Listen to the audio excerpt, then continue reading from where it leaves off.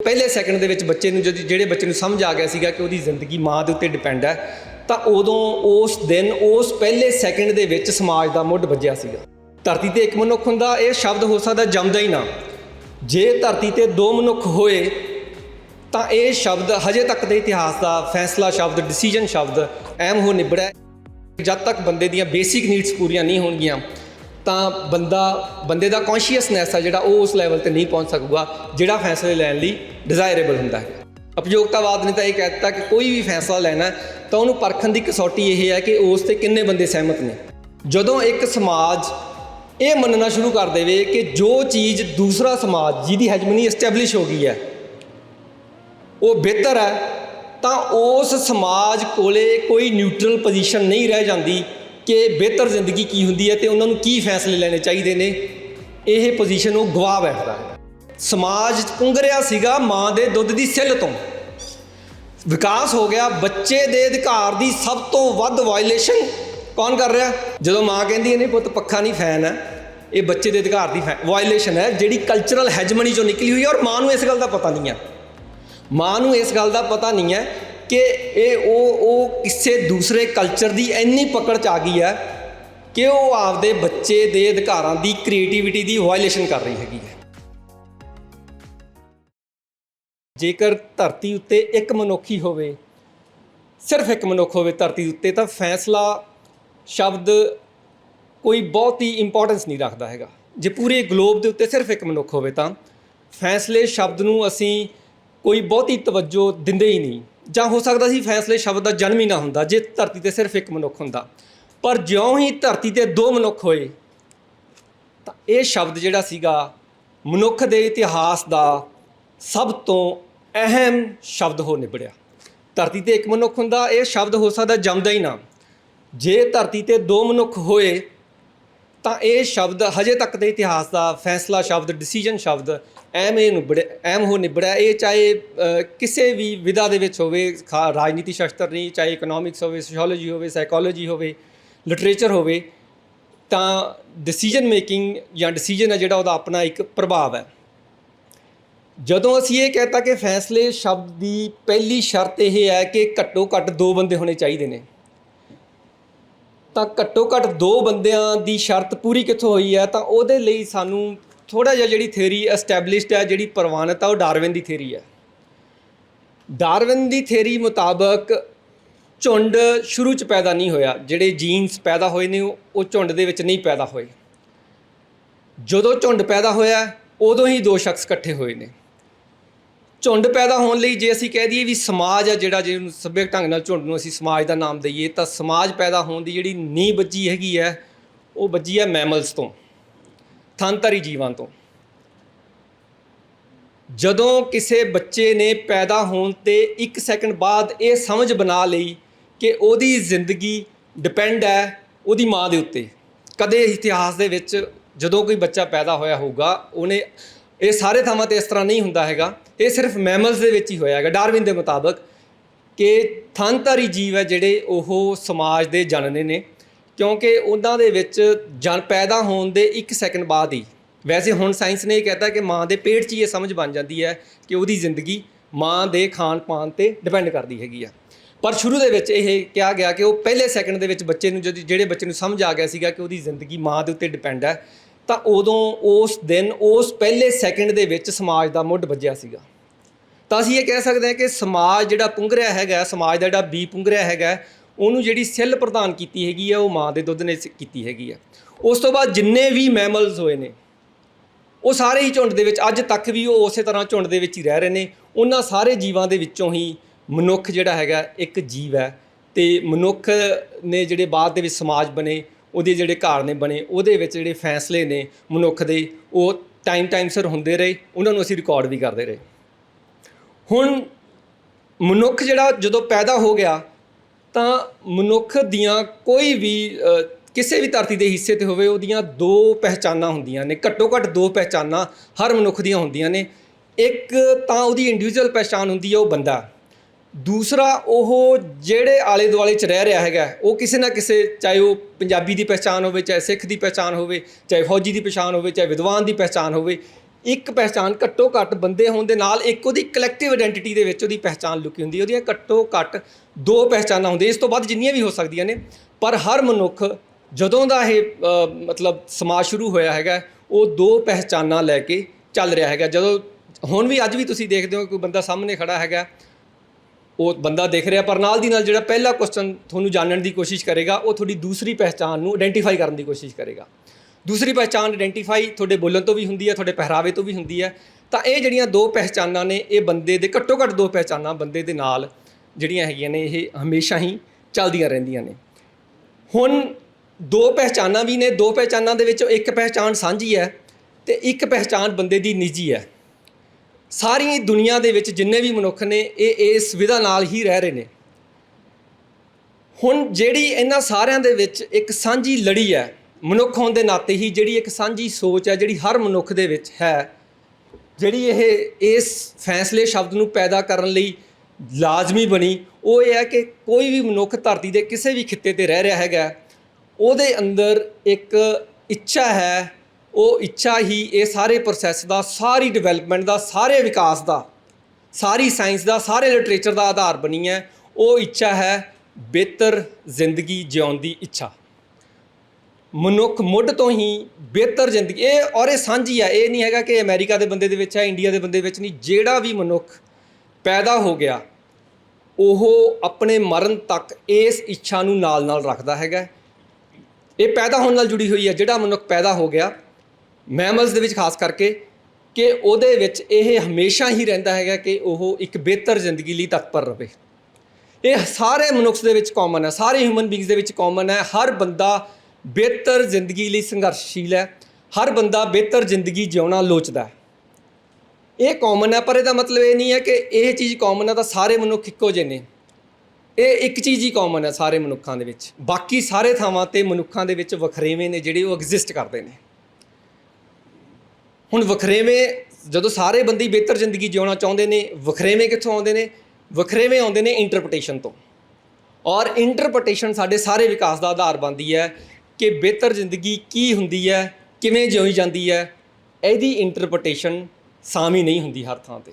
ਇਹਦੀ ਇੰਟਰਪ੍ਰੀਟੇਸ਼ਨ ਵੱਖਰੀ ਵੱਖਰੀ ਹੁੰਦੀ ਹੈ। ਇਹ ਵੀ ਸੰਭਾਵਨਾ ਰਹਿੰਦੀ ਹੈ ਕਿ ਹਰ ਬੰਦੇ ਦੀ ਵੱਖਰੀ ਵੱਖਰੀ ਹੋਵੇ, ਹਰ ਬੰਦੇ ਦੀ ਬਿਹਤਰ ਜ਼ਿੰਦਗੀ ਜਿਉਣ ਦਾ ਜਿਹੜਾ ਮਾਇਨਾ ਹੈ ਉਹ ਵੱਖਰਾ ਹੋਵੇ। ਹੁਣ ਜਦੋਂ ਹਰ ਬੰਦੇ ਦੀ ਵੱਖਰਾ ਵੱਖਰਾ ਜ਼ਿੰਦਗੀ ਜਿਉਣ ਦਾ ਮਾਇਨਾ ਵੱਖਰਾ ਹੈ, ਤਾਂ ਉੱਥੇ ਵਖਰੇਵੇਂ ਪੈਦਾ ਹੁੰਦੇ ਨੇ। ਵਖਰੇਵੇਂ ਪੈਦਾ ਹੁੰਦੇ ਨੇ ਤਾਂ ਅਸਹਿਮਤੀਆਂ ਪੈਦਾ ਹੁੰਦੀਆਂ ਨੇ। ਅਸਹਿਮਤੀਆਂ ਜਦੋਂ ਪੈਦਾ ਹੋਈਆਂ, ਜਦੋਂ ਦੁਨੀਆ ਦੇ ਉੱਤੇ ਕਦੇ ਪਹਿਲੀ ਵਾਰ ਅਸਹਿਮਤੀ ਪੈਦਾ ਹੋਈ ਸੀ, ਤਾਂ ਉਸ ਦਿਨ ਸਿਆਸਤ ਨੇ ਜਨਮ ਲਿਆ ਸੀ। ਉਸ ਦਿਨ ਅਸੀਂ ਜਿਹੜੇ ਸ਼ਬਦ ਨੂੰ ਪੋਲੀਟਿਕਸ ਕਹਿੰਦੇ ਹਾਂ, ਤਾਂ ਪੋਲੀਟਿਕਸ ਦਾ ਜਿਹੜਾ ਸੰਬੰਧ ਆ ਸਿੱਧਾ, ਉਹ 2 ਕੰਡੀਸ਼ਨ ਚਾਹੀਦੀ ਹੈ। ਇੱਕ ਤਾਂ ਬੰਦੇ 2 ਹੋਣੇ ਚਾਹੀਦੇ ਆ ਘੱਟੋ ਘੱਟ।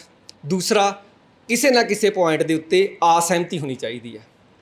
ਅਸਹਿਮਤੀ ਹੋਏਗੀ ਤਾਂ ਫਿਰ ਹੀ ਫੈਸਲਾ ਲੈਣ ਦਾ ਮੁੱਢ ਸ਼ੁਰੂ ਹੋਏਗਾ ਕਿ ਹੁਣ ਸਾਰੇ ਬੰਦੇ ਇੱਕ ਚੀਜ਼ ਲਈ ਸਹਿਮਤ ਨਹੀਂ ਹੈਗੇ, ਤਾਂ ਅਸੀਂ ਕਿਵੇਂ ਕਰੀਏ ਕਿ ਸਹਿਮਤ ਹੋ ਜਾਈਏ। ਸਾਰੇ ਬੰਦਿਆਂ ਦੇ ਵਿੱਚ ਕਾਮਨ ਥ੍ਰੈਡ ਇਹ ਹੈ ਕਿ ਜ਼ਿੰਦਗੀ ਬਿਹਤਰ ਕਰਨੀ ਹੈ, ਪਰ ਜ਼ਿੰਦਗੀ ਬਿਹਤਰ ਦੀ ਜਿਹੜੀ ਇੰਟਰਪ੍ਰੀਟੇਸ਼ਨ ਹੈ ਉਹ ਵੱਖਰੀ ਵੱਖਰੀ ਹੈ। ਤਾਂ ਉਸ ਨੂੰ ਕਿਵੇਂ ਆਇਡੈਂਟੀਫਾਈ ਕੀਤਾ ਜਾਵੇ? ਇਸ ਸਵਾਲ ਦੇ ਨਾਲ ਹੀ ਜਿਹੜੀ ਮਨੁੱਖਤਾ ਦਾ, ਸਮਾਜ ਦਾ ਵਿਕਾਸ ਹੈ, ਜਿਹੜਾ ਸਮਾਜ ਨੇ ਅਗਲਾ ਸਟੈਪ ਲੈਣ ਦੀ ਕੋਸ਼ਿਸ਼ ਕੀਤੀ, ਸਮਾਜ ਨੇ ਇੱਥੋਂ ਤੁਰਨਾ ਸ਼ੁਰੂ ਕੀਤਾ। ਤਾਂ ਇਹਦੇ ਵਿੱਚ ਵੱਖ-ਵੱਖ ਪੜਾਵਾਂ ਵਿੱਚੋਂ ਅਸੀਂ ਗੁਜ਼ਰੇ ਹਾਂ। ਜਿਹੜਾ ਆਇਡੈਂਟੀਫਾਈ ਹੋਇਆ, ਪਹਿਲਾ ਪੜਾਅ ਆਇਡੈਂਟੀਫਾਈ ਹੋਇਆ, ਉਹ ਕੁਦਰਤੀ ਹੈ ਕਿ ਬੱਚਾ ਜਿਹੜਾ ਹੈਗਾ ਉਹ ਆਪਦੀ ਮਾਂ ਦੇ ਪਿੱਛੇ ਜਾਂਦਾ ਹੈਗਾ। ਪਿਓ ਦਾ ਨਾਂ ਤਾਂ ਹੁਣੇ ਹੀ ਜਾਣਨ ਲੱਗੇ ਨੇ। ਸਮਾਜ ਹੈ ਜਿਹੜਾ ਉਹ ਮਾਂ ਦਾ ਹੀ ਬੱਚਾ ਹੈ ਕੁਦਰਤੀ ਤੌਰ 'ਤੇ। ਔਰ ਅੱਜ ਵੀ ਪਿਓ ਉਹੀ ਹੁੰਦਾ ਜਿਹੜਾ ਤੁਹਾਨੂੰ ਤੁਹਾਡੀ ਮਾਂ ਦੱਸ ਦਿੰਦੀ ਹੈ ਕਿ ਇਹ ਪਿਓ ਹੈ। ਪਿਓ ਦਾ ਕੁਦਰਤੀ ਤੌਰ 'ਤੇ ਤੁਹਾਨੂੰ ਕੋਈ ਸਿੱਧਾ ਪ੍ਰੂਫ ਨਹੀਂ ਹੁੰਦਾ ਹੈਗਾ। ਔਰ ਸਮਾਜ ਤੁਹਾਨੂੰ ਕਦੇ ਵੀ ਇਹ ਨਹੀਂ ਕਹਿੰਦਾ ਹੈਗਾ ਕਿ ਤੁਸੀਂ ਆਪਣੇ ਫਾਰਮ 'ਤੇ ਪਿਓ ਦਾ ਨਾਂ ਇਹ ਲਿਖਿਆ ਅਤੇ ਤੁਸੀਂ ਇਹਦਾ DNA ਨਾਲ ਅਟੈਚ ਨਹੀਂ ਕੀਤਾ। ਤੁਹਾਡੀ ਮਾਂ ਨੇ ਤੁਹਾਨੂੰ ਦੱਸਤਾ ਪਿਓ, ਉਸ ਠੀਕ ਹੈ। ਇਹ ਕੁਦਰਤੀ ਇੱਕ ਢਾਂਚਾ ਹੈਗਾ ਕਿ ਜਿਹਦੇ ਵਿੱਚ ਅਸੀਂ ਮਾਂ ਦੇ ਬੱਚੇ ਹੁੰਦੇ ਹਾਂ, ਤਾਂ ਕੁਦਰਤੀ ਤੌਰ 'ਤੇ ਜਿਹੜੀ ਸਹਿਮਤੀ ਅਸਹਿਮਤੀ ਹੈ, ਅਸੀਂ ਪਹਿਲੀ ਵਾਰ ਜਿਹੜੀ ਅਸੀਂ ਕਿਸੇ ਦੀ ਮੰਨਣੀ ਸ਼ੁਰੂ ਕੀਤੀ, ਉਹ ਸ਼ੁਰੂ ਕੀਤੀ ਕਿ ਅਸੀਂ ਜਿਸ ਮਾਂ ਨੇ ਸਾਨੂੰ ਜਨਮ ਦਿੱਤਾ, ਅਸੀਂ ਉਹਦੇ ਪਿੱਛੇ ਪਿੱਛੇ ਰਹੇ। ਉਹ ਜਿਸ ਕਬੀਲੇ ਦੀ ਰਹਿ ਰਹੀ ਸੀ, ਕਿਉਂਕਿ ਉਹਨੂੰ ਪ੍ਰੋਟੈਕਸ਼ਨ ਦੀ ਲੋੜ ਸੀ, ਤਾਂ ਉਹਨਾਂ ਨੇ ਇਕੱਠੇ ਰਹਿਣਾ ਸ਼ੁਰੂ ਕੀਤਾ। ਇਕੱਠੇ ਰਹਿ ਕੇ ਉਹਨਾਂ ਨੇ ਕੁਛ ਚੀਜ਼ਾਂ ਨੂੰ ਘਾਟੇ ਸਹਿ ਕੇ, ਵਾਧੇ ਸਹਿ ਕੇ ਕੁਛ ਚੀਜ਼ਾਂ ਉਹਨਾਂ ਨੇ ਐਸਟੈਬਲਿਸ਼ ਕੀਤੀਆਂ। ਉਹ ਉਹਨਾਂ ਨੇ ਬੱਚਿਆਂ ਸਾਹਮਣੇ ਕਰਨੀਆਂ ਸ਼ੁਰੂ ਕੀਤੀਆਂ, ਬੱਚਿਆਂ ਨੇ ਉਹਨਾਂ ਨੂੰ ਸਿੱਖਣਾ ਸ਼ੁਰੂ ਕੀਤਾ। ਤਾਂ ਉਹ ਪਰੰਪਰਾਵਾਂ ਦੇ ਤਾਰ 'ਤੇ ਬੱਚੇ ਜਿਉਂਦੇ ਰਹੇ, ਉਹਨਾਂ ਪਰੰਪਰਾਵਾਂ ਦੇ ਆਧਾਰ ਦੇ ਉੱਤੇ ਹੀ ਬੱਚੇ ਫੈਸਲੇ ਲੈਂਦੇ ਰਹੇ, ਅੱਗੇ ਉਹਨਾਂ ਦੇ ਬੱਚੇ ਫੈਸਲੇ ਲੈਂਦੇ ਰਹੇ। ਇਸ ਤਰ੍ਹਾਂ ਹੀ ਜਦੋਂ ਸਮਾਜ ਵਧਣ ਲੱਗਿਆ ਤਾਂ ਫਿਰ ਜਿਹੜੇ ਸਿਧਾਂਤ ਪੈਦਾ ਹੋਏ ਉਹ ਰੱਬੀ ਸਿਧਾਂਤ ਪੈਦਾ ਹੋਏ ਕਿ ਹੁਣ ਪਰਿਵਾਰ ਇੰਨਾ ਵੱਧ ਗਿਆ ਕਿ ਹੁਣ ਫੈਸਲੇ ਕਿਵੇਂ ਲਏ ਜਾਣ। ਪਹਿਲਾਂ ਤਾਂ ਛੋਟਾ ਫੈਸਲਾ ਸੀ, ਉਹ ਜਿਵੇਂ ਵੱਡੇ ਕਹਿ ਰਹੇ ਸੀ ਉਵੇਂ ਕਰ ਰਹੇ ਸੀਗੇ। ਤਾਂ ਉਦੋਂ ਜਿਹੜਾ ਇੱਕ ਜਿਹਦੇ 'ਤੇ ਹੋਇਆ ਵੀ ਬੰਦਿਆਂ ਨੂੰ, ਕਿਉਂਕਿ ਬੰਦਿਆਂ ਲਈ ਇੰਟਰਪ੍ਰੀਟੇਸ਼ਨ ਦੀ ਸਮੱਸਿਆ ਹੈਗੀ ਆ ਹਮੇਸ਼ਾ ਹੀ ਕਿ ਬਿਹਤਰ ਜ਼ਿੰਦਗੀ ਹੁੰਦੀ ਕੀ ਆ। ਹਰ ਜਨਰੇਸ਼ਨ ਹੈ ਜਿਹੜੀ ਉਹਦੀ ਮਾਇਨੇ ਘਟਦੀ ਹੈ। ਤਾਂ ਉਦੋਂ ਇਹ ਮਾਇਨਾ ਕਰ ਦਿੱਤਾ ਗਿਆ ਕਿ ਬਿਹਤਰ ਜ਼ਿੰਦਗੀ ਤੁਹਾਨੂੰ ਰਾਜਾ ਦੇ ਸਕਦਾ ਹੈਗਾ। ਜਿਹੜੀ ਓਰੀਐਂਟਲ ਸੁਸਾਇਟੀਜ਼ ਨੇ ਉਹਦੇ ਵਿੱਚ ਰੱਬ ਦਾ ਕਨਸੈਪਟ, ਸਪਿਰਿਚੁਅਲਿਟੀ ਦਾ ਕਨਸੈਪਟ ਸੀਗਾ। ਤਾਂ ਉਹਦੇ ਵਿੱਚ ਇਹਦੀ ਇੰਟਰਪ੍ਰੀਟੇਸ਼ਨ ਇਸ ਤਰੀਕੇ ਨਾਲ ਕੀਤੀ ਗਈ ਕਿ ਜਿਹੜਾ ਰੱਬ ਹੈ ਇਹ ਰਾਜੇ ਦਾ ਦੂਤ ਹੈ, ਇਹ ਮਨੁੱਖ ਤੋਂ ਉੱਪਰ ਹੈ, ਰਾਜੇ ਤੋਂ ਥੱਲੇ ਹੈ, ਇਹ ਰੱਬ ਦਾ ਮੈਸੇਜ ਲੈ ਕੇ ਆਇਆ ਹੈਗਾ ਅਤੇ ਇਹਦੇ ਹੁਕਮ ਦੀ ਅਵੇਲਨਾ ਕਰਨਾ ਰੱਬ ਦੇ ਹੁਕਮ ਦੀ ਅਵੇਲਨਾ ਕਰਨਾ। ਜੇ ਤੁਸੀਂ ਇਹਦੇ ਹੁਕਮ 'ਚ ਰਹੋਗੇ, ਭਾਣੇ 'ਚ ਰਹੋਗੇ ਤਾਂ ਜ਼ਿੰਦਗੀ ਬਿਹਤਰ ਹੋਵੇਗੀ।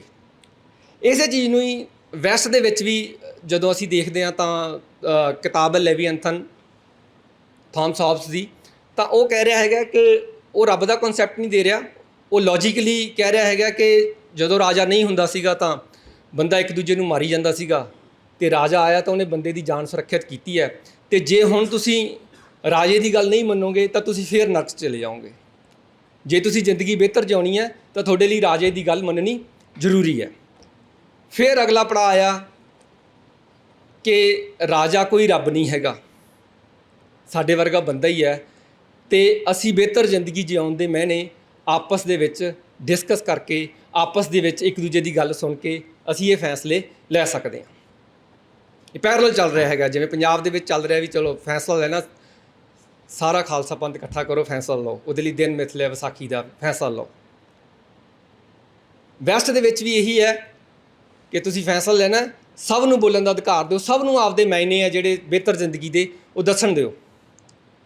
ਉਹਦੇ ਵਿੱਚੋਂ ਬਿਹਤਰ ਜ਼ਿੰਦਗੀ ਦਾ ਜਿਹੜਾ ਮਾਇਨਾ ਜ਼ਿਆਦਾ ਪ੍ਰਵਾਨਿਤ ਹੋਏਗਾ, ਇੱਥੇ ਸ਼ਬਦ ਆ ਰਿਹਾ ਜ਼ਿਆਦਾ ਪ੍ਰਵਾਨਿਤ ਹੋਏਗਾ, ਉਸ ਨੂੰ ਮੰਨ ਲਿਆ ਜਾਵੇਗਾ। ਇਹਦੇ ਵਿੱਚੋਂ ਦੋ ਫਲਸਫੇ ਨਿਕਲੇ, ਉਦਾਰਵਾਦ ਨੂੰ ਅੱਗੇ ਕਾਊਂਟਰ ਕਰਨ ਵਾਸਤੇ ਮਾਰਕਸਵਾਦ ਅਤੇ ਉਦਾਰਵਾਦ ਦੇ ਵਿੱਚੋਂ ਬੰਦੇ ਦੀ ਬਿਹਤਰ ਜ਼ਿੰਦਗੀ ਦਾ ਜਿਹੜਾ ਉਪਯੋਗਤਾਵਾਦ। ਇਹ ਤਿੰਨ ਵਾਦ ਇਹਦੇ ਵਿੱਚੋਂ ਨਿਕਲੇ, ਬੰਦੇ ਦੀ ਸਮਝ ਦੀ ਬਣੀ। ਜਿੱਥੇ ਮਾਰਕਸਵਾਦ ਨੇ ਕਹਿਤਾ ਕਿ ਬੰਦੇ ਦੀ ਜ਼ਿੰਦਗੀ ਬਿਹਤਰ ਕਿਵੇਂ ਹੋਏਗੀ, ਬੰਦਾ ਬਿਹਤਰ ਫੈਸਲੇ ਕਿਵੇਂ ਲੈ ਸਕਦਾ ਹੈ, ਉਹਦੇ ਲਈ ਪਹਿਲਾਂ ਉਹਨੂੰ ਉਹਦੇ ਚੁੱਲ੍ਹੇ ਤੋਂ ਮੁਕਤ ਕਰਨਾ ਪਊਗਾ।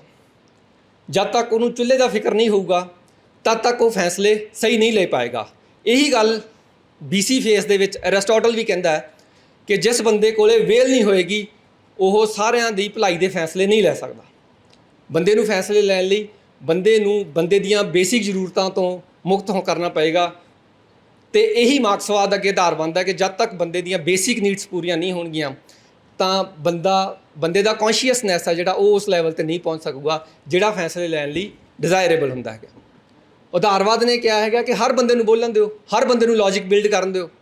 ਭੁੱਖਾ ਵੀ ਵਧੀਆ ਲੌਜਿਕ ਦੇ ਸਕਦਾ ਹੈਗਾ, ਤਾਂ ਉਹ ਲੌਜਿਕ ਜਦੋਂ ਆਪਸ 'ਚ ਭਿੜਨਗੇ, ਡਿਸਕਸ਼ਨ ਹੋਏਗੀ ਤਾਂ ਸਾਡੇ ਸਾਹਮਣੇ ਕੋਈ ਨਿੱਤਰ ਕੇ ਗੱਲਾਂ ਸਾਹਮਣੇ ਆਉਣਗੀਆਂ ਅਤੇ ਅਸੀਂ ਉਸ ਦੇ ਆਧਾਰ 'ਤੇ ਫੈਸਲੇ ਲਵਾਂਗੇ।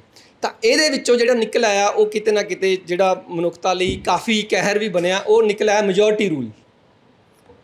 ਕਿ ਜੇ 100 ਬੰਦਿਆਂ ਦੇ ਵਿੱਚੋਂ 51 ਬੰਦੇ ਇੱਕ ਗੱਲ 'ਤੇ ਸਹਿਮਤ ਹੋ ਗਏ ਤਾਂ ਉਹਦਾ ਲੌਜਿਕ ਚਾਹੇ ਕੁਛ ਵੀ ਹੋਵੇ ਤਾਂ ਉਹਨਾਂ ਦੀ ਮੰਨੀ ਜਾਊਗੀ। ਉਪਯੋਗਤਾਵਾਦ ਨੇ ਤਾਂ ਸਾਫ਼-ਸਾਫ਼ ਕਹਿ ਦਿੱਤਾ ਕਿ maximum happiness of maximum numbers, ਕਿ ਵੱਧ ਤੋਂ ਵੱਧ ਬੰਦਿਆਂ ਦੀ ਵੱਧ ਤੋਂ ਵੱਧ ਖੁਸ਼ੀ ਹੈ ਜਿਹੜੀ ਇਹ ਸਹੀ ਫੈਸਲਾ ਹੋਊਗਾ। ਉਪਯੋਗਤਾਵਾਦ ਨੇ ਤਾਂ ਇਹ ਕਹਿ ਦਿੱਤਾ ਕਿ ਕੋਈ ਵੀ ਫੈਸਲਾ ਲੈਣਾ ਤਾਂ ਉਹਨੂੰ ਪਰਖਣ ਦੀ ਕਸੌਟੀ ਇਹ ਹੈ ਕਿ ਉਸ 'ਤੇ ਕਿੰਨੇ ਬੰਦੇ ਸਹਿਮਤ ਨੇ। ਜੇ ਮੈਜੋਰਟੀ ਸਹਿਮਤ ਹੈ, ਮੈਜੋਰਟੀ ਉਸ ਨਾਲ ਖੁਸ਼ ਹੈ ਤਾਂ ਇਹ ਫੈਸਲਾ ਵਧੀਆ। ਇਹ ਦੂਸਰੀ ਵਿਧਾ ਆ ਗਈ। ਤੀਸਰੀ ਵਿਧਾ ਆ ਗਈ ਜਿਹਨੂੰ ਮੈਂ ਵੈਸਟ ਅਤੇ ਇੱਧਰ ਦਾ ਕਰਦਾ ਤੁਰਿਆ ਜਾਂਦਾ ਹੈਗਾ ਕਿ ਜਿਹੜੀ ਵਿਧਾ ਆ ਗਈ ਕਿ ਜੇ ਅਸੀਂ ਪੰਜਾਬ ਦੇ ਵਿੱਚ ਦੇਖੀਏ ਤਾਂ ਜਿਹੜੀ ਪਰੰਪਰਾ ਚੱਲ ਰਹੀ ਸੀ ਉਸ ਨੂੰ ਅਸੀਂ ਸ਼ਬਦ ਦਿੱਤੇ, ਉਸ ਨੂੰ ਅਸੀਂ ਅਰਦਾਸ ਸ਼ਾਮਲ ਕੀਤਾ, ਉਹ ਸੀ ਸਰਬੱਤ ਦਾ ਭਲਾ। ਕਿ 51 ਬੰਦੇ ਜੋ ਗੱਲ ਕਹਿ ਰਹੇ ਨੇ ਜੇ ਉਹਦੇ 'ਚ ਸਰਬੱਤ ਦਾ ਭਲਾ ਨਹੀਂ ਹੈ ਤਾਂ ਉਹ ਗੱਲ ਫੈਸਲਾ ਉਹ ਠੀਕ ਨਹੀਂ ਹੋ ਸਕਦਾ। ਵੈਸਟ ਦੇ ਵਿੱਚ ਇੰਗਲੈਂਡ ਦਾ ਫਿਲੋਸਫਰ ਹੈ ਫਰਾਂਸ ਦਾ ਫਿਲੋਸਫਰ ਹੈ ਜੀਨ ਜੈਕਸ ਰੂਸੋ, ਉਹ ਇਸ ਨੂੰ ਕਹਿ ਰਿਹਾ ਹੈਗਾ ਜਨਰਲ ਵਿਲ, ਆਮ ਇੱਛਾ ਦੇ ਸਿਧਾਂਤ ਨਾਲ। ਕਿ ਫੈਸਲਾ ਉਹੀ ਠੀਕ ਹੋਏਗਾ ਜਿਹਦੇ ਵਿੱਚ ਸਾਰੇ ਮਨੁੱਖਾਂ ਦੀ ਬਿਹਤਰ ਜ਼ਿੰਦਗੀ ਦੇ ਮਾਇਨੇ ਲੁਕੇ ਹੋਏ ਹੋਣਗੇ। ਇਹ ਹੋ ਸਕਦਾ ਕਿ 99 ਬੰਦੇ ਕਿਸੇ ਹੋਰ ਮਾਇਨੇ 'ਤੇ ਸਹਿਮਤ ਹੋਣ, ਇੱਕ ਬੰਦਾ ਉਸ 'ਤੇ ਸਹਿਮਤ ਹੋਵੇ, ਤਾਂ ਉਹ ਇੱਕ ਬੰਦੇ ਦੀ ਗੱਲ ਫੈਸਲੇ ਦੇ ਰੂਪ 'ਚ ਲਈ ਜਾਣੀ ਚਾਹੀਦੀ ਹੈ, ਜਿਹਦੇ ਵਿੱਚ ਸਾਰੇ ਲੋਕਾਈ ਦਾ ਸਰਬੱਤ ਦਾ ਭਲਾ ਜਿਹੜਾ ਜਿਹਦੇ ਵਿੱਚ ਛੁਪਿਆ ਹੋਵੇ। ਇਹਦੇ 'ਤੇ ਫਿਰ ਇਹ ਹੋਇਆ ਕਿ ਇਹ ਆਇਡੈਂਟੀਫਾਈ ਕਰਨਾ ਬਹੁਤ ਔਖਾ ਹੈ। ਇਹ ਇੰਟਰਪ੍ਰੀਟੇਸ਼ਨ ਸਭ ਨੂੰ ਭਾਉਂਦੀ ਹੈ ਕਿ ਸਾਰਿਆਂ ਦਾ ਭਲਾ ਲੁਕਿਆ ਹੋਵੇ, ਉਹ ਫੈਸਲਾ ਮੰਨਿਆ ਜਾਵੇ। ਪਰ ਇਹਦਾ ਜਿਹੜਾ ਕ੍ਰਿਟਿਸਿਜ਼ਮ ਹੈ, ਇੱਕ ਔਰ ਬਹੁਤ ਸੋਲਿਡ ਕ੍ਰਿਟਿਸਿਜ਼ਮ ਆ, ਉਹ ਇਹੀ ਹੈ ਕਿ ਇਹ ਚੀਜ਼ ਆਇਡੈਂਟੀਫਾਈ ਕੌਣ ਕਰੇਗਾ, ਆਇਡੈਂਟੀਫਾਈ ਕਿਵੇਂ ਹੋਊਗੀ। ਇਹਦੇ ਲਈ ਹਜੇ ਤੱਕ ਵੀ ਸਾਡੇ ਕੋਲ ਕੋਈ ਜਿਹੜਾ ਅਥੈਂਟਿਕ ਰਾਹ ਹੈਗਾ ਉਹ ਇਹੀ ਹੈ ਕਿ ਬੰਦਿਆਂ ਨੂੰ ਖੁੱਲ੍ਹ ਕੇ ਗੱਲ ਕਰਨ ਦਿਓ, ਬੰਦਿਆਂ ਨੂੰ ਖੁੱਲ੍ਹ ਕੇ ਬੋਲਣ ਦਿਓ, ਹਰ ਇੱਕ ਨੂੰ ਬੋਲਣ ਦਾ ਅਧਿਕਾਰ ਦਿਓ, ਤਾਂ ਸੱਚਾਈ ਆਪਦੇ ਆਪ ਹੀ ਬੋਲ ਵਾਂਗੂ ਪਾਣੀ 'ਤੇ ਨਿੱਤਰ ਆਊਗੀ। ਜਦੋਂ ਇਹ ਅਗਲੇ ਪੜਾਅ ਦੇ ਵਿੱਚ ਆ ਗਏ, ਤਾਂ ਅਗਲੇ ਪੜਾਅ ਦੇ ਵਿੱਚ ਆ ਕੇ 16ਵੀਂ ਸਦੀ ਦੀ ਗੱਲ ਹੈ, ਜਦੋਂ ਬੋਸਕਨ ਨੇ ਇਹ ਕਹਿਤਾ ਕਿ ਇਨਫੋਰਮੇਸ਼ਨ ਇਜ਼ ਪਾਵਰ, ਫ੍ਰੈਂਸਿਸ ਬੋਸਕਨ ਨੇ ਇਹ ਕਹਿਤਾ। ਹੁਣ ਜਦੋਂ ਖੁੱਲ੍ਹੇ ਵਿਚਾਰ ਚੱਲ ਰਹੇ ਨੇ, ਤਾਂ ਜਿਹੜੇ ਬੰਦੇ ਕੋਲੇ ਇਨਫੋਰਮੇਸ਼ਨ ਵੱਧ ਹੋਊਗੀ ਉਹ ਪੂਰੀ ਲੋਕਾਈ ਨੂੰ ਇਹ ਗੱਲ ਜਚਾ ਦੇਵੇਗਾ ਕਿ ਕਿਹੜਾ ਫੈਸਲਾ ਤੁਹਾਡੇ ਹੱਕ ਦੇ ਵਿੱਚ ਹੈ, ਕਿਉਂਕਿ ਮੈਨੇ ਹਜੇ ਆਇਡੈਂਟੀਫਾਈ ਨਹੀਂ ਹੋ ਰਹੇ, ਮੈਨੇ ਹਜੇ ਬਿਹਤਰ ਜ਼ਿੰਦਗੀ ਦੇ ਬੰਦਿਆਂ ਨੂੰ ਸਮਝ ਨਹੀਂ ਆ ਰਹੇ ਕਿ ਬਿਹਤਰ ਜ਼ਿੰਦਗੀ ਦੇ ਮੈਨੇ ਕਿਸੇ ਵੀ ਜਨਰੇਸ਼ਨ ਨੂੰ ਸਮਝ ਨਹੀਂ ਆ ਰਹੇ। ਹਰ ਬੰਦਾ ਇਹਦੇ ਆਪਦੀ ਜ਼ਿੰਦਗੀ ਦਾ ਵੱਡਾ ਪੜਾਅ ਬਿਹਤਰ ਜ਼ਿੰਦਗੀ ਦੇ ਮੈਨੇ ਤਲਾਸ਼ਣ 'ਚ ਕਰਦਾ ਹੈਗਾ, ਮੁੜ ਕੇ ਉਹਨਾਂ ਨੂੰ ਪਾਉਣ ਦੇ ਵਿੱਚ ਲਾਉਂਦਾ ਹੈਗਾ। ਹਰ ਜਨਰੇਸ਼ਨ ਦੇ ਇਹ ਪੀਰੀਅਡ, ਕਿਉਂਕਿ ਹਰ ਜਨਰੇਸ਼ਨ ਦੇ ਹਾਲਾਤ, ਹਰ ਜਨਰੇਸ਼ਨ ਦੀਆਂ ਸਿਚੁਏਸ਼ਨ ਚੇਂਜ ਹੁੰਦੀਆਂ ਰਹਿੰਦੀਆਂ ਨੇ ਵਿਕਾਸ ਦੇ ਨਾਲ। ਤਾਂ ਇਸ ਪੜਾਅ ਦੇ ਵਿੱਚ ਫਿਰ ਇਹ information is power the concept ਆ ਗਿਆ ਕਿ ਜਿਹੜੇ ਬੰਦੇ ਕੋਲ ਇਨਫੋਰਮੇਸ਼ਨ ਜ਼ਿਆਦਾ ਹੋਊਗੀ ਉਹ ਬੰਦਾ ਜਿਹੜਾ ਮਾਇਨੇ ਦੇਊਗਾ, ਔਰ ਉਹਨਾਂ ਮਾਇਨਿਆਂ ਨੂੰ ਸਹੀ ਸਾਬਤ ਕਰਨ ਦੀ ਉਹਦੇ ਕੋਲ ਪੋਜੀਸ਼ਨ ਜ਼ਿਆਦਾ ਤਕੜੀ ਹੋਏਗੀ। ਇੱਥੋਂ ਫਿਰ ਜਦੋਂ ਪੋਲੀਟਿਕਸ ਤੋਂ ਗੱਲ ਸੋਸ਼ੀਓਲੋਜੀ ਦੇ ਵਿੱਚ ਆਈ, ਤਾਂ ਸੋਸ਼ੀਓਲੋਜੀ ਕਹਿੰਦੀ ਹੈ, ਇੱਕ ਇਟਲੀ ਦਾ ਫਿਲਾਸਫਰ ਹੈ ਐਂਟੋਨੀਓ ਗ੍ਰਾਮਸ਼ੀ, ਤਾਂ ਉਸ ਨੇ ਇਹ ਦੇ ਦਿੱਤਾ ਕਿ ਬਿਹਤਰ ਜ਼ਿੰਦਗੀ ਦੇ ਮਾਇਨੇ ਨੇ ਨਾ ਬੰਦਾ ਐਨਾਲਾਈਜ਼ ਨਹੀਂ ਕਰ ਪਾਉਂਦਾ ਹੈਗਾ, ਬੰਦੇ 'ਤੇ ਥੋਪ ਦਿੱਤੇ ਜਾਂਦੇ ਨੇ। ਉਹਨੇ ਇਹਦੇ ਲਈ ਕਨਸੈਪਟ ਦਿੱਤਾ ਹੈਜਮਨੀ ਦਾ, ਕਿ ਬੰਦਾ ਜਿਹੜਾ ਹੈਗਾ ਨਾ ਉਹ ਇਕੱਲਾ ਹੁੰਦਾ ਹੋਇਆ ਵੀ ਇੱਕ ਸੁਸਾਇਟੀ 'ਚ ਬੱਝਿਆ ਹੁੰਦਾ ਹੈਗਾ। ਸੁਸਾਇਟੀ ਜਿਹੜੀ ਗੱਲ ਉਹਨੂੰ ਵਾਰ-ਵਾਰ ਕਹਿੰਦੀ ਹੈਗੀ ਹੈ, ਬੰਦਾ ਉਸ ਨੂੰ ਸੱਚ ਤੌਰ 'ਤੇ ਮੰਨਣਾ ਸ਼ੁਰੂ ਕਰ ਦਿੰਦਾ ਹੈਗਾ, ਔਰ ਉਹ ਸੁਸਾਇਟੀ ਕਿਹੜੀ ਗੱਲ ਕਹੂਗੀ ਇਹ ਚੀਜ਼ ਸੁਸਾਇਟੀ ਕਈ ਵਾਰ ਖੁਦ ਡਿਸਾਈਡ ਨਹੀਂ ਕਰਦੀ ਹੈਗੀ। ਸੁਸਾਇਟੀ ਕਿਸੇ ਹੋਰ ਸੱਭਿਆਚਾਰ ਨੂੰ, ਜਿਨ੍ਹਾਂ ਨੂੰ ਇਹ ਮੰਨ ਲਿਆ ਜਾਂਦਾ ਹੈਗਾ ਕਿ ਇਹ ਸੱਭਿਆਚਾਰ ਨੇ ਸਾਡੇ ਨਾਲੋਂ ਵੱਧ ਵਿਕਾਸ ਕੀਤਾ ਹੈ ਅਤੇ ਇਹ ਸੱਭਿਆਚਾਰ ਸਾਡੇ ਨਾਲੋਂ ਬਿਹਤਰ ਜ਼ਿੰਦਗੀ ਜੀ ਰਿਹਾ ਹੈ, ਤਾਂ ਉਹਨਾਂ ਦੀ ਹਰ ਗੱਲ ਨੂੰ ਅਸੀਂ ਅਪਣਾਉਣ ਦੇ ਵਿੱਚ ਕਾਲ ਕਰਦੇ ਹਾਂ। ਅਤੇ ਇਹ ਜਿਹੜਾ ਪ੍ਰੋਸੈਸ ਹੈ, ਇਹ ਐਸਟੈਬਲਿਸ਼ ਹੋਣ ਦੇ ਵਿੱਚ, ਕਿਸੇ ਵੀ ਸੱਭਿਆਚਾਰ ਦੀ ਦੂਸਰੇ ਸੱਭਿਆਚਾਰ ਦੇ ਉੱਤੇ ਹੈਜਮਨੀ ਐਸਟੈਬਲਿਸ਼ ਹੋਣ ਦੇ ਵਿੱਚ ਸਮਾਂ ਲੱਗਦਾ ਹੈਗਾ। ਔਰ ਇਹਦਾ ਦੂਸਰਾ ਇਹ ਵੀ ਹੈ ਕਿ ਉਹ ਹੈਜਮਨੀ ਟੁੱਟਣ ਦੇ ਵਿੱਚ ਉਸ ਤੋਂ ਦੁੱਗਣਾ ਸਮਾਂ ਲੱਗਦਾ ਹੈਗਾ।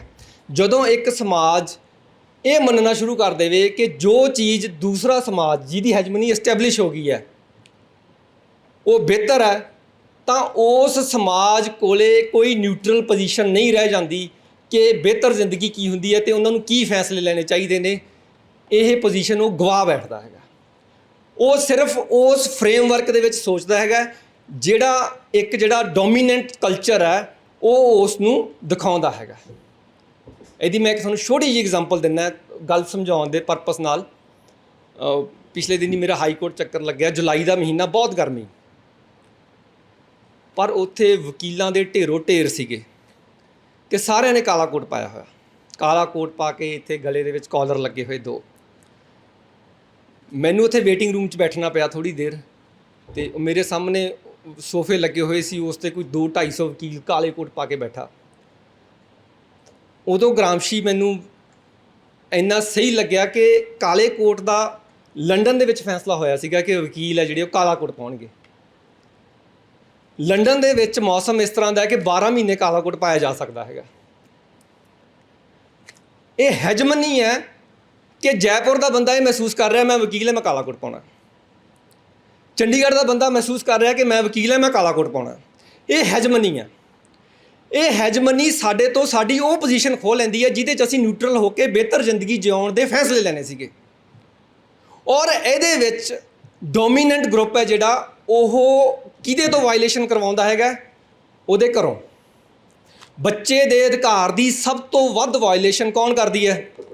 ਹੁਣ ਤੁਸੀਂ ਪਹਿਲਾਂ ਜੋੜੋ ਕਿ ਸਮਾਜ ਪੁੰਗ ਰਿਹਾ ਸੀਗਾ ਮਾਂ ਦੇ ਦੁੱਧ ਦੀ ਸਿੱਲ ਤੋਂ, ਵਿਕਾਸ ਹੋ ਗਿਆ, ਬੱਚੇ ਦੇ ਅਧਿਕਾਰ ਦੀ ਸਭ ਤੋਂ ਵੱਧ ਵਾਇਲੇਸ਼ਨ ਕੌਣ ਕਰ ਰਿਹਾ? ਜੋਗਾ ਸਰ ਦੱਸਣਗੇ। ਮਾਂ। ਜਦੋਂ ਮਾਂ ਕਹਿੰਦੀ ਹੈ ਨਹੀਂ ਪੁੱਤ ਪੱਖਾ ਨਹੀਂ ਫੈਨ ਹੈ, ਇਹ ਬੱਚੇ ਦੇ ਅਧਿਕਾਰ ਦੀ ਵਾਇਲੇਸ਼ਨ ਹੈ ਜਿਹੜੀ ਕਲਚਰਲ ਹੈਜਮਨੀ ਚੋਂ ਨਿਕਲੀ ਹੋਈ ਹੈ। ਔਰ ਮਾਂ ਨੂੰ ਇਸ ਗੱਲ ਦਾ ਪਤਾ ਨਹੀਂ ਹੈ, ਮਾਂ ਨੂੰ ਇਸ ਗੱਲ ਦਾ ਪਤਾ ਨਹੀਂ ਹੈ ਕਿ ਇਹ ਉਹ ਕਿਸੇ ਦੂਸਰੇ ਕਲਚਰ ਦੀ ਇੰਨੀ ਪਕੜ 'ਚ ਆ ਗਈ ਹੈ ਕਿ ਉਹ ਆਪਦੇ ਬੱਚੇ ਦੇ ਅਧਿਕਾਰਾਂ ਦੀ ਕ੍ਰੀਏਟੀਵਿਟੀ ਦੀ ਵਾਇਲੇਸ਼ਨ ਕਰ ਰਹੀ ਹੈਗੀ ਹੈ। ਇਹ ਦੂਸਰਾ ਸੋਸ਼ੋਲੋਜੀ ਐਂਗਲ ਤੋਂ ਜਿਹੜਾ ਪੜਾ ਸਮਾਜ ਦਾ ਆਇਆ, ਜਿਹਦੇ ਵਿੱਚ ਬਿਹਤਰ ਜ਼ਿੰਦਗੀ ਦੇ ਜਿਹੜੇ ਨਕਸ਼ ਨੇ, ਬਿਹਤਰ ਜ਼ਿੰਦਗੀ ਦੇ ਜਿਹੜਾ ਰਾਹ ਹੈ, ਕੋਈ ਹੋਰ ਸਮਾਜ ਘੜ ਕੇ ਸਥਾਪਿਤ ਕਰਕੇ ਦੂਸਰੇ ਸਮਾਜ ਨੂੰ ਰੰਗ ਕਰ ਦਿੰਦਾ ਉਸ ਦੇ ਵਿੱਚ, ਅਤੇ ਦੂਸਰਾ ਸਮਾਜ ਆਪਣੇ ਆਪ ਉਹਨਾਂ ਮਾਇਨਿਆਂ ਨੂੰ ਮੰਨਣਾ ਸ਼ੁਰੂ ਕਰ ਦਿੰਦਾ ਹੈਗਾ। ਇਹ ਤੀਸਰਾ ਪੜਾਅ ਜਿਹੜਾ, ਕਿਉਂਕਿ ਸਾਈਕੋਲੋਜੀ ਰੀਸੈਂਟ ਸਾਇੰਸ ਹੈ, ਤੀਸਰਾ ਪੜਾਅ ਆ ਸਾਈਕੋਲੋਜੀ ਦਾ ਫੈਸਲੇ ਲੈਣ ਦੇ ਵਿੱਚ। ਜਦੋਂ ਅਸੀਂ ਇਤਿਹਾਸ ਤੋਂ ਕਿਸੇ ਨਵੇਂ ਯੁੱਗ ਦੇ ਵਿੱਚ ਪ੍ਰਵੇਸ਼ ਕਰਦੇ ਹਾਂ ਨਾ, ਤਾਂ ਉਦੋਂ ਘਟਨਾਵਾਂ ਨੂੰ ਗੌਰ ਨਾਲ ਦੇਖੀਏ ਤਾਂ ਗੱਲਾਂ ਹੌਲੀ ਹੌਲੀ ਸਮਝ ਆਉਣੀਆਂ ਸ਼ੁਰੂ ਹੁੰਦੀਆਂ ਨੇ। ਸਾਡੇ ਸਮਿਆਂ ਦੇ ਵਿੱਚ 2 ਘਟਨਾਵਾਂ ਵਾਪਰੀਆਂ ਜਿਹੜਾ ਸਾਡਾ ਧਿਆਨ ਮੰਨਦੀਆਂ ਨੇ। ਸਾਡਾ ਗੁਆਂਢੀ ਮੁਲਕ ਹੈ ਸ਼੍ਰੀਲੰਕਾ। ਪਿਛਲੇ ਸਾਲਾਂ 'ਚ ਸ਼੍ਰੀਲੰਕਾ ਬਲਿਆ ਸੜਿਆ। ਸ਼੍ਰੀਲੰਕਾ ਦੇ ਵਿੱਚ ਉਸ ਸਮੇਂ ਇੱਕ ਪਰਿਵਾਰ ਦਾ ਰਾਜ ਸੀਗਾ। ਸ਼੍ਰੀਲੰਕਾ ਸਾਰਾ ਸੜਕਾਂ 'ਤੇ ਸੀ, ਅੱਗਾਂ ਲੱਗ ਰਹੀਆਂ ਸੀਗੀਆਂ, ਬੰਦੇ ਮਰ ਰਹੇ ਸੀਗੇ। ਜਿਹੜਾ ਅਲੀਟ ਕਲਾਸ ਸੀ, ਰੂਲਿੰਗ ਕਲਾਸ ਸੀ, ਉਹ ਦੇਸ਼ ਛੱਡ ਕੇ ਜਾ ਰਹੀ ਸੀਗੀ, ਭੱਜ ਗਈ ਸੀਗੀ, ਨੱਸ ਗਈ ਸੀਗੀ। ਪੂਰਾ ਅਨਾਰਕੀ ਚੱਲ ਰਿਹਾ ਸੀਗਾ। ਕ੍ਰਾਈਸਿਸ ਕਿੰਨਾ ਸੀਗਾ? ਸ਼੍ਰੀਲੰਕਾ ਦਾ ਜਿਹੜਾ ਕਰਜ਼ੇ ਦਾ ਕ੍ਰਾਈਸਿਸ ਸੀਗਾ ਉਹ ਸੀ $46 ਬਿਲੀਅਨ। ਸ਼੍ਰੀਲੰਕਾ ਦਾ ਜਿਹੜਾ ਕ੍ਰਾਈਸਿਸ ਸੀ ਨਾ ਕਰਜ਼ੇ ਦਾ, $46 ਬਿਲੀਅਨ ਦਾ ਕ੍ਰਾਈਸਿਸ ਸੀਗਾ। ਇਹ ਸਾਡੇ ਇੱਧਰ ਓਰੀਐਂਟੇਸ਼ਨ ਸੁਸਾਇਟੀ ਦੇ ਵਿੱਚ, ਸਾਡਾ ਇੱਧਰ ਇਹ ਸਾਊਥ ਏਸ਼ੀਆ ਦੇ ਵਿੱਚ ਇਹ ਕ੍ਰਾਈਸਿਸ ਚੱਲ ਰਿਹਾ ਸੀਗਾ। ਵੈਸਟ ਦੇ ਵਿੱਚ ਨਾਲੋਂ ਨਾਲ ਇੱਕ ਸੌਦਾ ਹੋ ਰਿਹਾ ਸੀ। ਅਮਰੀਕਾ ਦਾ ਬਿਜ਼ਨਸਮੈਨ ਐਲਨ ਮਸਕ ਟਵਿੱਟਰ ਖਰੀਦ ਰਿਹਾ ਸੀਗਾ। ਟਵਿੱਟਰ ਦਾ ਕਿੰਨੇ ਸੌਦਾ ਹੋਇਆ? $44 ਬਿਲੀਅਨ 'ਚ। ਸ਼੍ਰੀਲੰਕਾ ਸੜ ਰਿਹਾ, ਬੰਦੇ ਮਰ ਰਹੇ ਨੇ ਬਿਹਤਰ ਜ਼ਿੰਦਗੀ ਦੀ ਤਲਾਸ਼ ਦੇ ਵਿੱਚ। ਕਿੰਨੇ ਦਾ ਰੌਲਾ ਹੈ? $46 ਬਿਲੀਅਨ ਦਾ, ਲਗਭਗ ਇੱਕੋ ਜਿਹਾ। $46 ਬਿਲੀਅਨ ਬੰਦੇ ਬਿਹਤਰ ਜ਼ਿੰਦਗੀ ਦੀ ਤਲਾਸ਼ 'ਚ ਮਰ ਰਹੇ ਨੇ। $44 ਬਿਲੀਅਨ ਦੇ ਵਿੱਚ ਇੱਕ ਉਹ ਚੀਜ਼ ਖਰੀਦੀ ਜਾ ਰਹੀ ਹੈ ਜਿਹੜੀ ਦਿਖਦੀ ਨਹੀਂ ਹੈ, ਜਿਹਦੀ ਕੋਈ ਹੋਂਦ ਨਹੀਂ ਹੈ। ਉਹ ਚੀਜ਼ ਟਵਿੱਟਰ ਖਰੀਦਿਆ ਗਿਆ। ਟਵਿੱਟਰ ਰਾਹੀਂ ਕੀ ਕੰਟਰੋਲ ਹੋਣਾ ਸੀ? ਇਨਫੋਰਮੇਸ਼ਨ, ਜਿਹੜੀ 16ਵੀਂ ਸਦੀ ਦੇ ਵਿੱਚ ਬਾਸਕਰ ਨੇ ਕਿਹਾ ਸੀ ਕਿ ਇਨਫੋਰਮੇਸ਼ਨ ਇਜ਼ ਪਾਵਰ। ਤਾਂ ਹੁਣ ਟਵਿੱਟਰ ਖਰੀਦ ਕੇ ਐਲਨ ਮਸਕ ਕੀ ਖਰੀਦਣਾ ਚਾਹੁੰਦਾ ਸੀਗਾ? ਉਹ ਮਹਿਜ਼ ਸਿਰਫ ਉਹਦਾ ਇੱਕ ਪਿੰਨ ਪੁਆਇੰਟ ਏਜੰਡਾ ਜਿਹੜਾ ਮੈਨੂੰ ਸਮਝ ਆਇਆ ਕਿ ਬੰਦੇ ਨੂੰ, ਬੰਦੇ ਦੀ ਬਿਹਤਰ ਜ਼ਿੰਦਗੀ ਦੇ ਮਾਇਨੇ ਹੁਣ ਕੌਣ ਦੱਸੇਗਾ ਅੱਗੇ ਭਵਿੱਖ 'ਚ? Allen Musk. ਬੰਦੇ ਨੂੰ, ਬੰਦੇ ਦੀ ਬਿਹਤਰ ਜ਼ਿੰਦਗੀ ਦੇ ਮਾਇਨੇ ਭਵਿੱਖ ਦੇ ਵਿੱਚ ਐਲਨ ਮਸਕ ਦੱਸੇਗਾ। ਔਰ ਇਹ ਗੱਲ ਕੋਈ ਹਵਾ 'ਚ ਨਹੀਂ ਕਰ ਰਿਹਾ ਹੈਗਾ, ਇਹ ਗੱਲ ਹਵਾ 'ਚ ਨਹੀਂ ਕਰ ਰਿਹਾ ਹੈਗਾ। ਇਹ ਗੱਲ ਸਾਈਕੋਲੋਜੀਕਲ ਟੈਸਟ ਦੇ ਉੱਤੋਂ ਪ੍ਰੂਵ ਹੋਈ ਹੈਗੀ ਹੈ ਕਿ ਬੰਦੇ ਦੇ ਬਿਹੇਵੀਅਰ ਨੂੰ ਮੋਡੀਫਾਈ ਕੀਤਾ ਜਾ ਸਕਦਾ ਹੈਗਾ। ਤਾਂ ਸੋਸ਼ਲ ਜਿਹੜਾ ਐਲਨ ਮਸਕ ਹੈ ਉਹ $44 ਬਿਲੀਅਨ ਟਵਿੱਟਰ 'ਤੇ ਲਾ ਰਿਹਾ ਹੈਗਾ।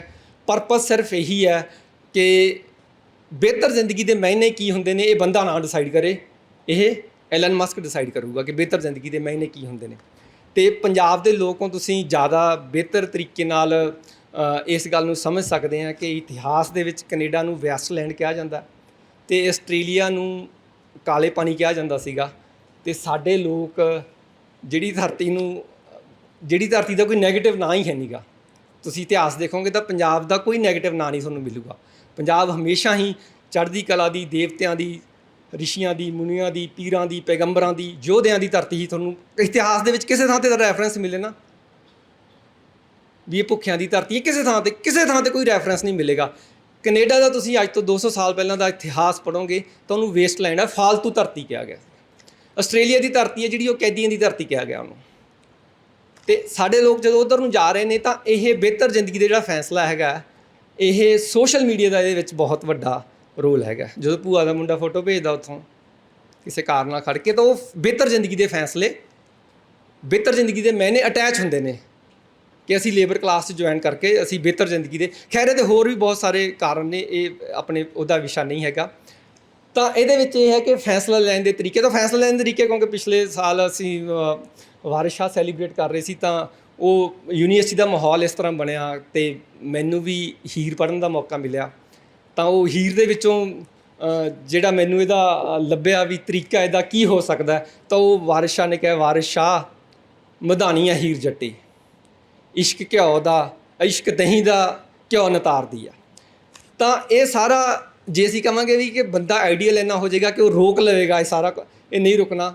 ਸਾਨੂੰ ਸਾਡੀ ਜਿਹੜੀ ਸਿੱਖਿਆ ਪ੍ਰਣਾਲੀ ਹੈ, ਸਾਨੂੰ ਸਾਡਾ ਜਿਹੜਾ ਥਿੰਕਿੰਗ ਪ੍ਰੋਸੈਸ ਹੈ, ਉਹਦੇ ਵਿੱਚ ਮਧਾਣੀ ਦਾ ਰੋਲ ਜਿਹੜਾ ਹੈਗਾ ਉਹ ਕਰਨਾ ਹੀ ਪਊਗਾ। ਸਾਨੂੰ ਐਨਾਲੀਟੀਕਲ ਹੋਣਾ ਪਊਗਾ। ਇਨਫੋਰਮੇਸ਼ਨ ਦਾ ਫਲੱਡ ਹੈ ਜਿਹੜਾ ਉਹ ਸਾਰੇ ਪਾਸਿਓਂ ਆ ਰਿਹਾ ਹੈਗਾ, ਉਹਦੇ ਵਿੱਚੋਂ ਨਿਤਾਰਨਾ ਜਿਹੜਾ ਉਹ ਸਾਨੂੰ ਪਏਗਾ। ਜੇ ਅਸੀਂ ਨਿਤਾਰਾਂਗੇ ਨਹੀਂ ਤਾਂ ਸਾਡੇ ਕੋਲੇ ਕੋਈ ਆਪਸ਼ਨ ਨਹੀਂ ਹੈ, ਅਸੀਂ ਉਸ ਨੂੰ ਹੜ੍ਹ ਦੇ ਵਿੱਚੋਂ ਸਾਨੂੰ ਵਹਿਣਾ ਹੀ ਪਏਗਾ। ਜੇ ਅਸੀਂ ਨਿਤਾਰਾਂਗੇ ਤਾਂ ਇਹਦਾ ਕੋਈ ਹੱਲ ਹੋ ਸਕਦਾ, ਅਦਰਵਾਈਜ਼ ਇਹ ਸਾਡੇ ਲਈ ਕਾਫੀ ਔਖਾ ਰਹੇਗਾ। ਕਿਉਂਕਿ ਐਲਨ ਮਸਕ ਨੂੰ ਪਿਛਲੇ ਮਹੀਨੇ ਬ੍ਰੇਨ ਦੇ ਵਿੱਚ ਚਿਪ ਲਾਉਣ ਦੀ ਪ੍ਰਵਾਨਗੀ ਮਿਲ ਗਈ ਹੈ, ਟੈਸਟ ਕਰਨ ਦੀ ਪ੍ਰਵਾਨਗੀ ਮਿਲ ਗਈ ਹੈਗੀ ਹੈ। ਤਾਂ ਬਹੁਤ ਜਲਦੀ ਹੀ ਰੋਬਟ ਅਤੇ ਜਿਹੜਾ ਬੰਦਾ ਉਹਦੇ ਵਿਚਲਾ ਜਿਹੜਾ ਫਰਕ ਹੈ ਉਹ ਘਟਣਾ ਸ਼ੁਰੂ ਹੋ ਜਾਣਾ ਹੈਗਾ। ਅਤੇ ਆਰਟੀਫਿਸ਼ੀਅਲ ਇੰਟੈਲੀਜੈਂਸ ਆ ਗਈ ਹੈ। ਆਰਟੀਫਿਸ਼ੀਅਲ ਇੰਟੈਲੀਜੈਂਸ ਨੇ ਤੁਹਾਡਾ ਜਿਹੜਾ ਮਧਾਣੀ ਦੇ ਰੋਲ ਨੂੰ ਕਾਊਂਟਰ ਕਰਨਾ ਹੈਗਾ, ਉਹਨੇ ਤੁਹਾਡੇ ਐਨਾਲੀਟੀਕਲ ਪਾਵਰ ਨੂੰ ਖਤਮ ਕਰਨਾ ਹੈਗਾ। ਅਸੀਂ ਬੜੀ ਛੇਤੀ ਹੀ, ਸਾਡਾ ਰਿਸਰਚਰ ਵੀ, ਸਾਡਾ ਅਕੈਡਮੀਸ਼ੀਅਨ ਵੀ ਆਰਟੀਫਿਸ਼ੀਅਲ ਇੰਟੈਲੀਜੈਂਸ ਦੀ ਗ੍ਰਿਫਤ 'ਚ ਆਉਣ ਦੇ ਬਹੁਤ ਖਤਰੇ ਹੈਗੇ ਨੇ ਜਿਹੜੇ ਸਾਡੇ ਸਾਹਮਣੇ ਨੇ। ਤਾਂ ਉਹਦੇ ਨਾਲ ਉਹੀ ਹੈ ਕਿ ਸਾਡਾ ਜਿਹੜਾ ਮਧਾਣੀ ਦਾ ਰੋਲ ਹੈ ਉਹ ਖਤਮ ਕਰ ਦੇਣਗੇ। ਜਾਂ ਜਿਵੇਂ ਹੀ ਇਹ ਖਤਮ ਹੋਏਗਾ, ਚਿਪ ਸਿਸਟਮ ਆ ਜਾਏਗਾ, ਤਾਂ ਜਿਹੜੇ ਫੈਸਲੇ ਨੇ ਸਾਨੂੰ ਲੱਗ ਰਿਹਾ ਹੋਊਗਾ ਅਸੀਂ ਲੈ ਰਹੇ ਹਾਂ, ਪਰ ਫੈਸਲੇ ਕਿਸੇ ਹੋਰ ਜਗ੍ਹਾ 'ਤੇ ਲੈ ਜਾਣੇ ਸ਼ੁਰੂ ਹੋ ਜਾਣਗੇ। ਅਤੇ ਮੈਨੂੰ ਕਿਸੇ ਨੇ ਰੋਕਿਆ ਤਾਂ ਹੈ ਨਹੀਂ, ਅਤੇ ਪਰ ਮੈਨੂੰ ਪਤਾ ਕਿ ਮੇਰੇ ਤੋਂ ਬਹੁਤ ਸੀਨੀਅਰ ਟੀਚਰਸ ਬੈਠੇ ਨੇ, ਅਤੇ ਮੈਨੂੰ ਲੱਗਦਾ ਮੈਂ ਸ਼ਾਇਦ ਟਾਈਮ ਪਹਿਲਾਂ ਹੀ ਵੱਧ ਲੈ ਚੁੱਕਿਆ। ਤਾਂ ਮੇਰੀ ਇੰਨੀ ਹੀ ਗੱਲ ਸੀਗੀ, ਮੇਰਾ ਹੀ ਪ੍ਰਵਾਨ ਕਰਿਓ। ਸਤਿ ਸ਼੍ਰੀ ਅਕਾਲ।